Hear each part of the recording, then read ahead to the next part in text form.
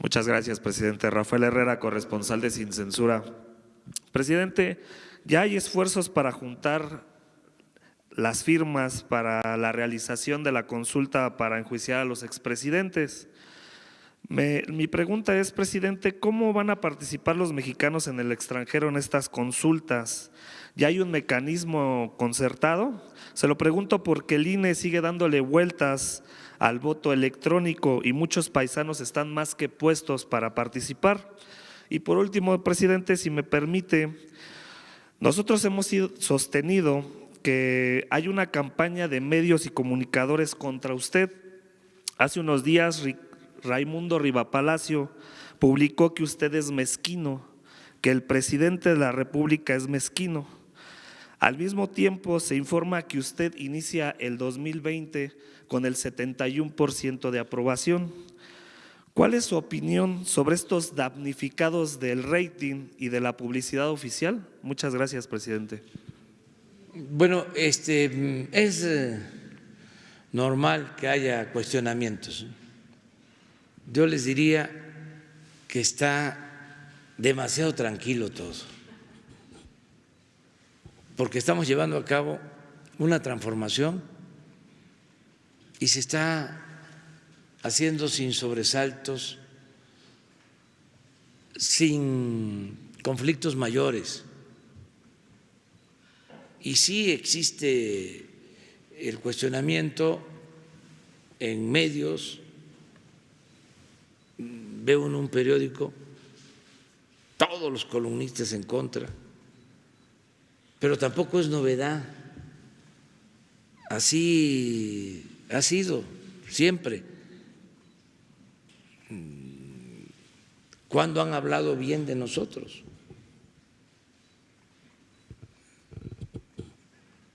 Desde que estábamos en la oposición, todos alineados en contra. Las campañas de guerra sucia, pagadas pues, para atacarnos, y nos acostumbramos a eso. Ya por ese motivo ya no afecta. Además, es normal esto en la democracia. No hay problema. Lo único es que como están tan obcecados, pues van perdiendo credibilidad. Pero eso tampoco es culpa mía, o sea, no voy yo a terminar de asesor, pues,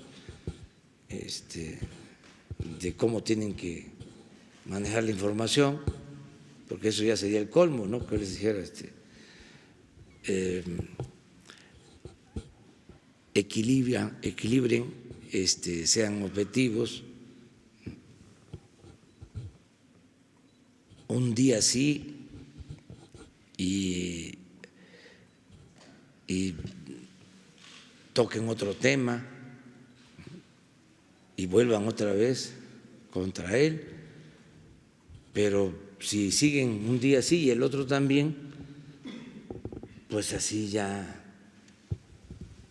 se los saben de memoria. Es como las figuritas, es decir, esta ya la tengo, o sea, no tiene sentido, pues, pero no pasa nada. Afortunadamente la gente está contenta. Nosotros no estamos confiándonos, sabemos muy bien de nuestras asignaturas pendientes, lo de la seguridad, eso lo tenemos que estar atendiendo constantemente, es un problema y a eso nos vamos a dedicar. Pero sí hay apoyo de la gente está contenta. Los que están pues molestos pues son los adversarios conservadores. Y cuando hablo de conservador también les digo, lo pensé mucho,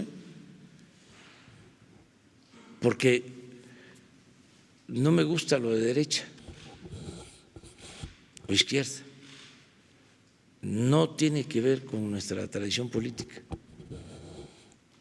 Es más conservadurismo. Tiene que ver más con lo que ha sucedido en la historia de nuestro país, de liberales y conservadores. O sea, no es un concepto, no es un término, no es una palabra así que se me ocurrió, no. Hay un pensamiento conservador, existe. Ni siquiera me gusta usar la palabra reaccionario que se usaba antes.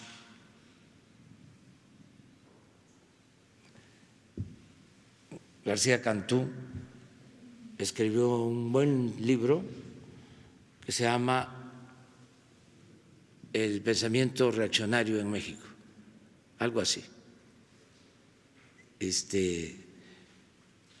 Pero tiene sobre el pensamiento conservador, hay otro libro que escribió maestro Noriega de Derecho, cuando don Jesús escribió sobre el liberalismo en México, este maestro escribió ese libro, no recuerdo ahora su nombre, sobre el pensamiento conservador, nada más en lo que corresponde al periodo de la oposición a la reforma, la oposición conservadora a la política de Juárez, y la anterior, la que impulsó la dictadura de Santana. Pero me gusta mucho el término, o sea, lo creo adecuado de conservador. Entonces, es una manera de concebir el mundo, de ver las cosas. Es, por ejemplo, racismo. Un conservador es racista. Es clasismo, es aspiracionismo, porque puede ser de clase media y tiene un pensamiento conservador porque es aspiracionista.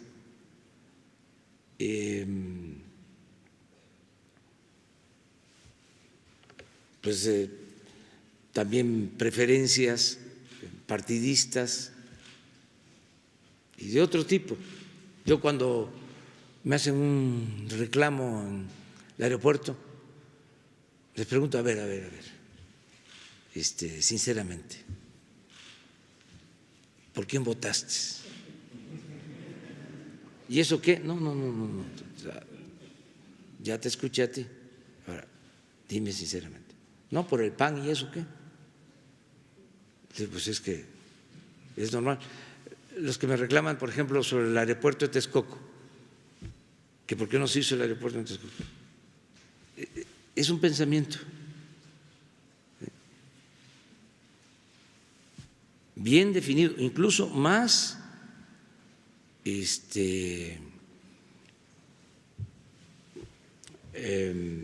integrado,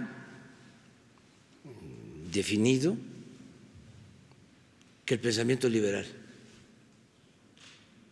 El pensamiento liberal tiene más desparpajo. El pensamiento conservador es un núcleo bien delimitado, bien definido.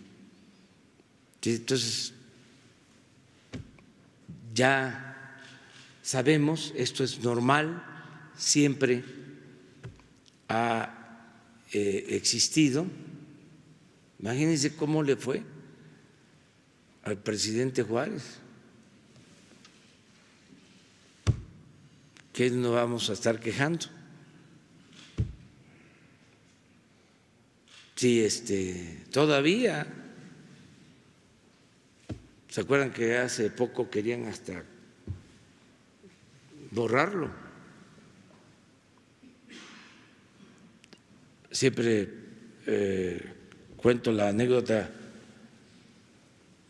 de que cuando las mujeres del conservadurismo iban al baño, decían voy al Juárez.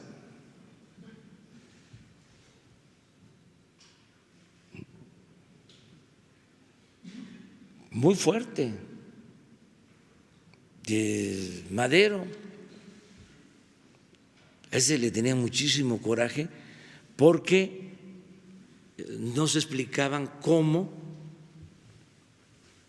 un miembro de una familia acomodada de hacendados, su abuelo, don Evaristo, le escribió una vez a Porfirio Díaz ofreciéndole disculpas: estamos muy apenados con usted por este nieto que está muy mal. Imagínense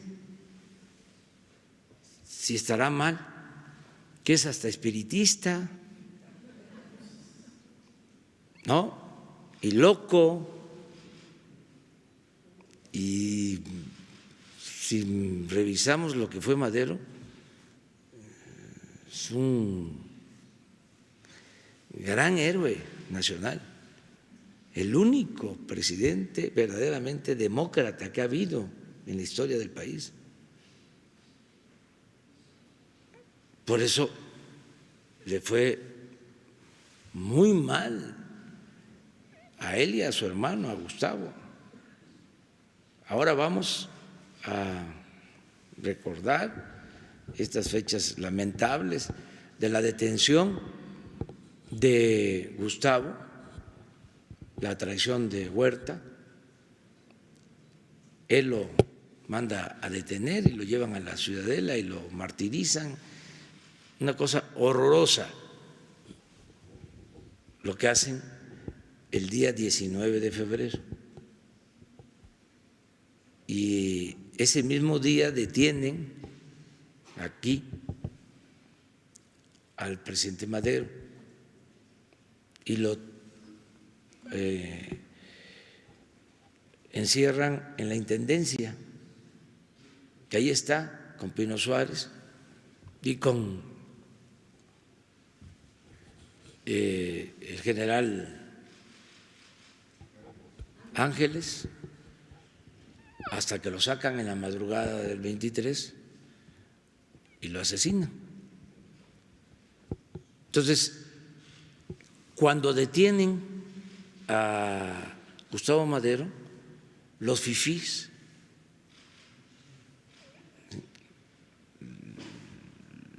del conservadurismo, que ya habían quemado la casa de los Maderos,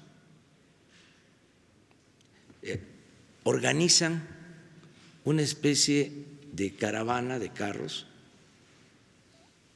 para festejar.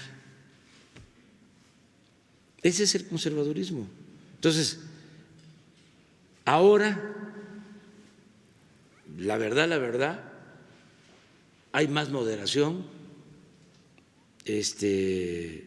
mucho más moderación. No hemos tenido ningún problema mayor, y esto es de agradecerse, pues, que Juárez lo decía, no olvidemos que los conservadores son mexicanos. O sea, como también los conservadores tendrían desde luego el derecho a decir, los liberales son mexicanos, todos somos mexicanos, y más que eso, ¿sí? Somos seres humanos que podemos tener diferencias, pero al mismo tiempo podemos relacionarnos y respetarnos. Y eso es lo que se está haciendo ahora. Que haya estos cuestionamientos en la prensa, no importa. También nosotros hacemos cuestionamientos, imagínense lo que les estoy diciendo ahora, lo que les estoy contando ahora. no les gusta, ¿sí?, que yo recuerde estas cosas, pero es muy importante porque antes se engañaba, no se sabía. Por ejemplo, votaban por el PAN sin saber su historia, ejidatarios, cuando el PAN surgió en contra de la política del general Cárdenas y en contra del ejido, pero eso no lo sabían.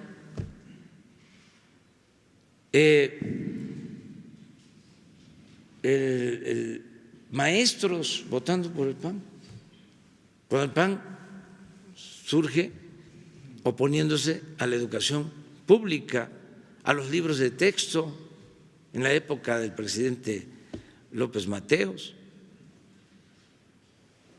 Entonces, todo esto va aclarando. Votar por el PAN si se opusieron a la expropiación petrolera. Entonces, esto ayuda a que se tenga información, si por eso me interesa mucho la polémica, porque así cada quien va situándose conscientemente,